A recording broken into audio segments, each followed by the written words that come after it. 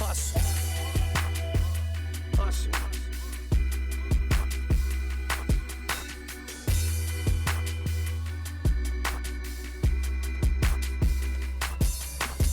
I know a place we can go where you can be yourself and you ain't gotta worry, and we ain't gotta rush cause we not in no hurry.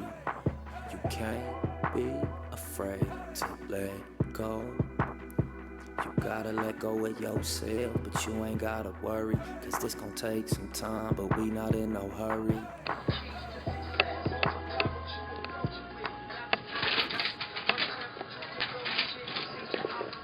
A pack of swishers rolled in the box, I ain't even open yet. Trying to live my life so when it's over, I got no regret. Yeah. I wonder if I ask you a couple questions too. Yeah. That's cool. Yeah. Check. Cross the Atlantic Ocean with a pack of swishers rolled in the box, I ain't even open yet. I'm trying to live my life so when it's over, I got keys to success. Got to roll the dice, but the first time that you can go legit, seize the opportunity, believe and take control of it. Then get on your marathon and run it till it's over with. Napa Valley Dolce, my cup runneth over with.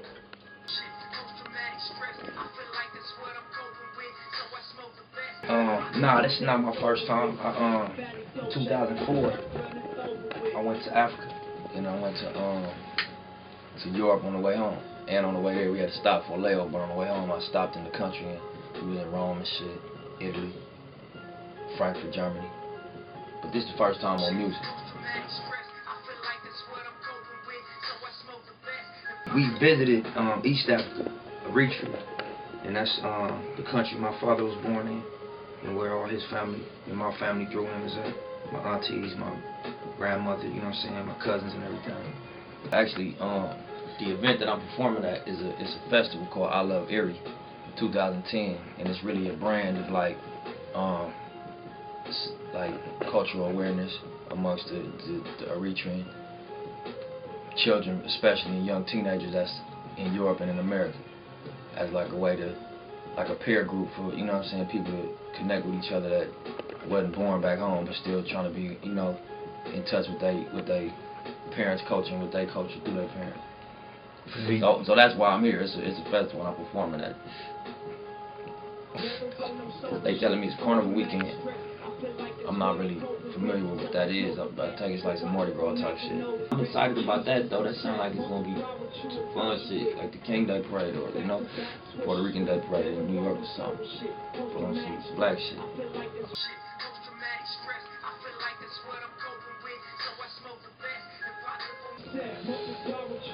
I was raised by my mom. My pops raised me too, but I lived with my mom. So, you know, the culture that was in my house was American culture, American black culture. But I always knew my name was Aramis Ascadon. So just from school, from elementary school, you know what I'm saying, there wasn't no, you know, not understanding that, you know, who I was as far as through my pops.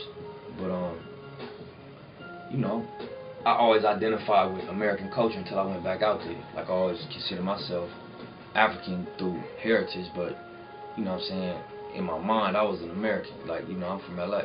And I identify with the culture and the whole entire existence in America. Like, you know, I was a part of it. I still am, but, like, I claimed that in my mind. But then when I went home, I seen, like, that this American shit, as far as, you know, how we live out here, ain't really, it's really supposed to be built on relationships, you know what I'm saying? Family and shit. That's what the main focus is once you go back home.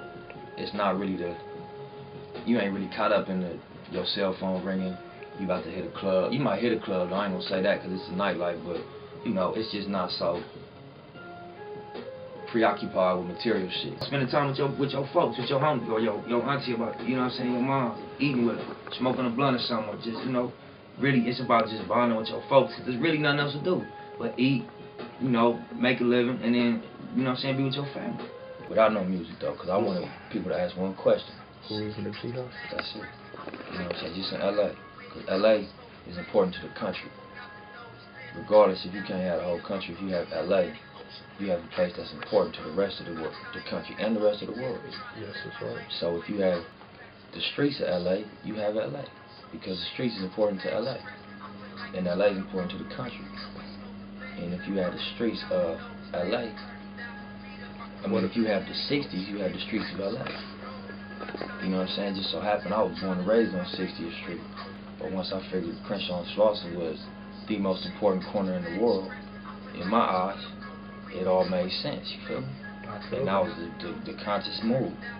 Take the corner, take the city, not even the city, take the hood, then the city, not even the city after the hood, then the side, the west side, then the whole city.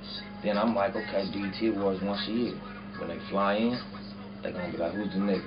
I was born and raised in LA in the 60s, you know what I mean? Not the 1960s, the rolling 60s. You know what I mean? And for a long time, I was so in love with music and infatuated with creativity that I missed it. I wasn't, you know what I'm saying, involved in the streets early on. You know what I'm saying, 9, 10, 11, 12. But after that, you know what I'm saying, once I started becoming frustrated with not having the outlet and the means to create and do what I wanted to do, then becoming a teenager, then wanting to maintain and have money on my own and all that, you know what's going on outside, this is what it was. Again, the culture of the streets is in LA gangbang.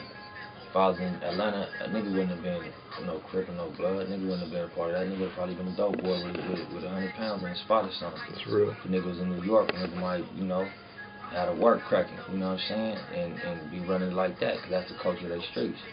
Not just because we wanted to be gang members. We were just in the streets, and that's what was going on. But other than that, you know, obviously my mom didn't approve of it. My pops didn't approve of it. But at the same time, I felt like they also wasn't giving me no viable option, you know what I'm saying, to do what I felt I needed to do. But looking at it now, you know, they really couldn't give me no option, you know what I'm saying.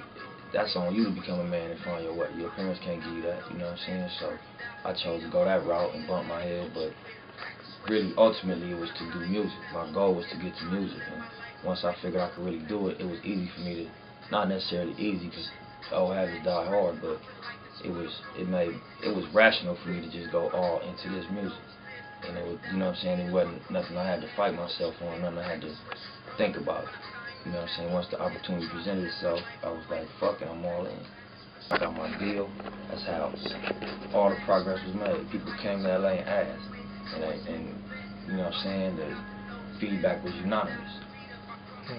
That's how I got signed to Epic, you know what I'm saying, that's how Freddie Phil played my shit. That's how I got with all the artists I've done features with that, you know what I'm saying, helped give me a spotlight. Niggas have come to LA and just, you know, heard the, you know, what the streets was saying.